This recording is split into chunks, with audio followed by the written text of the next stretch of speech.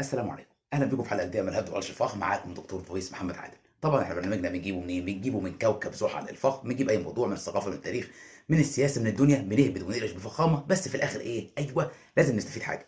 طبعا عشان شهر رمضان، وزي ما حصل السنه اللي فاتت احنا وقفنا حلقات الشفاخ في رمضان اللي فات، والسنه دي بحاول ان انا كل فتره ان انا اعمل حلقه معينه. ان شاء الله بعد رمضان هنرجع ننتظم تاني، ولكن هتلاقي كل شويه او كل فتره الفيديوهات اللي بتنزل على الانستجرام او الفيسبوك هي هتبقى موجوده عندك على قناه اليوتيوب. وان شاء الله نحاول ان احنا يعني نجمع اكبر عدد من حلقات قرش فخم لحد ان شاء الله الشهر ما يخلص ونرجع تاني ايه للحلقات بتاعتنا.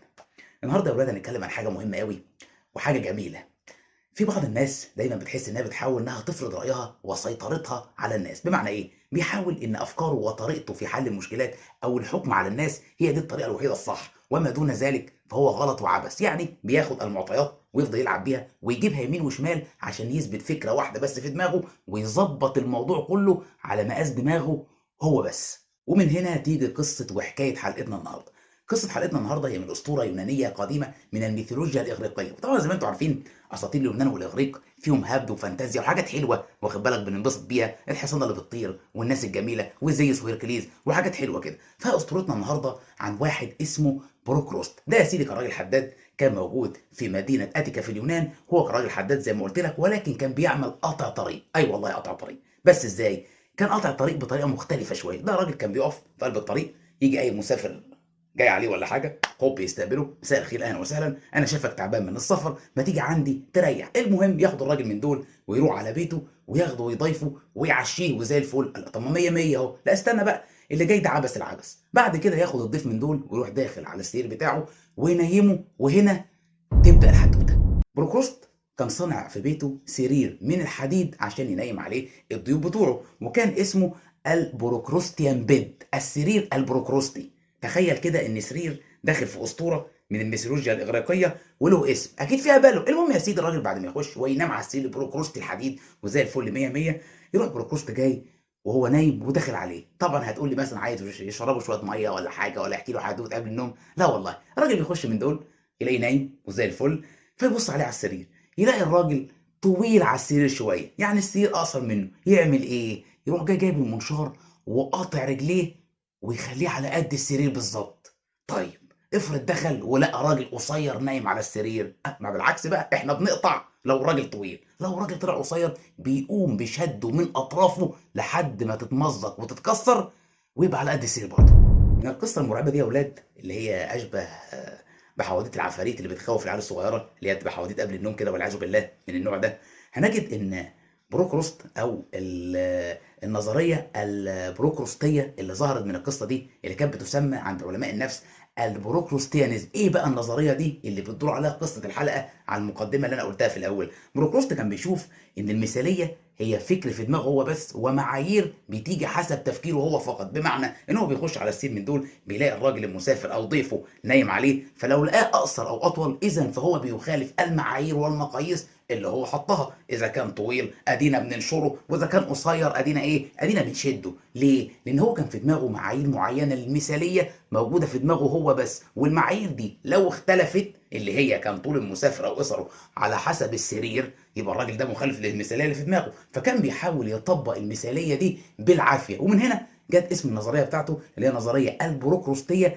او البروكروستيانيزم. سموها علماء النفس نظريه القولبه الجبريه. ليه بقى؟ لان الراجل هنا او بروكروست يعني بيحاول ان هو يضع المفاهيم والمعطيات في قالب جبري قصري. يعني ايه؟ يعني عافيه غشم. وفي بعض الناس كانت بتقول النظريه دي بتهدف الى المثاليه، المثاليه، ولكن المثاليه القصريه الغشيمه. ليه؟ لانها مثاليه من وجهه نظر فرد واحد بس، اللي هو مين؟ اللي هو بروكروست. بدليل ان معايير المثاليه والكمال من وجهه نظره هو اللي كان بيحطها. ده غير كمان ان المقياس اللي كان بيحطه هو مقياس السرير، يعني هو وضع المعيار وكمان وضع المقاييس، وبيحاول يطبقها بالطريقه اللي هتمشي حسب دماغه، ومنها هيخرج الشخص مثالي، سواء كان زي ما قلت لك اطول شويه فبيقطع له رجله، او كان اقصر فبيمده وبيمطه. هزيدك بقى يا صديقي من الشعر بيت عشان تعرف ان في بعض الناس عندها بعض الهوس والجنون في موضوع ان يطبق فكره بس. بيقال في احد المصادر عن الاسطوره دي ان في الميثولوجيا الاغريقيه كان بيقولوا ان بروكروست ما كانش عنده بروكروستيان بيد واحد، يعني ما كانش عنده سرير حديدي واحد بس، لا ده كان عنده سريرين،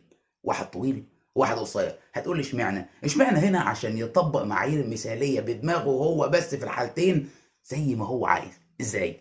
لو كان بيجي احد المسافرين ويشوف ان هو طويل كان بيتعمد انه يحطه على السرير القصير، ولو كان شايف ان هو قصير كان بيتعمد انه يحطه على السرير الطويل. ليه؟ عشان يهيئ لنفسه ان الراجل ده خارج المثاليه وخارج الوصف المثالي اللي في دماغه، فكان بيتعمد انه بيحطه في القالب الغلط عشان يجد مبرر انه ينشره او يمط.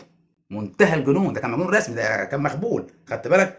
انا شايف واحد بيسمع دلوقتي دماغه سرحت بيقول لك ايه ده؟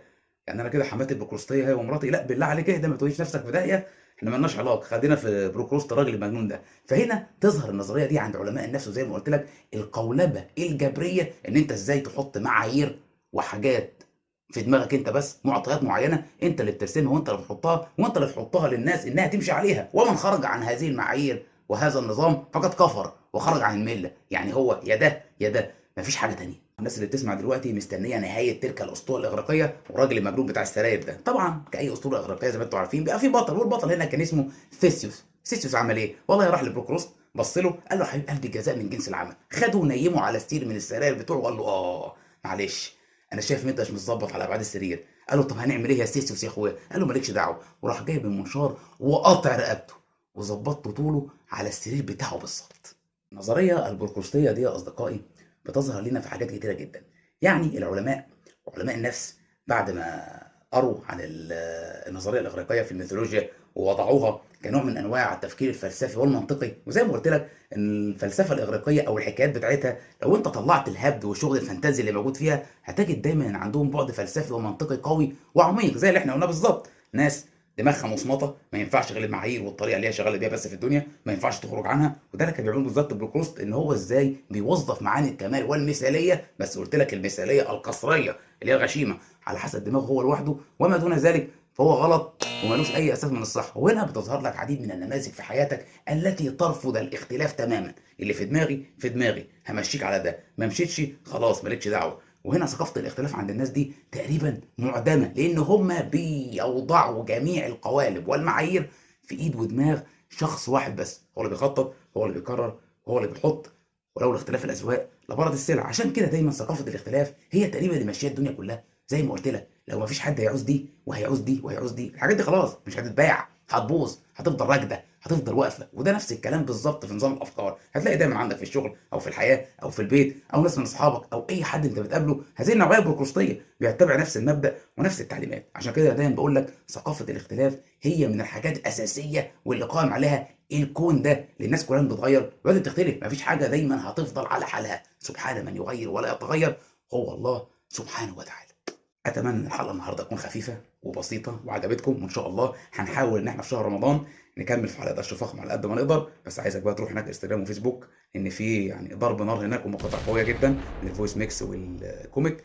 واتمنى ان انت لو بروكروستي تعمل لايك وشير للحلقه، ولو مش بروكروستي تعمل برضه لايك وشير. هتطلع كده الحلقه قبل تتفرج عليها تفتكر مش هتلاقي حاجه، ان دي اخر حلقه. كان معاكم دكتور فويس محمد عادل والنظريه البروكروستيه الجبريه.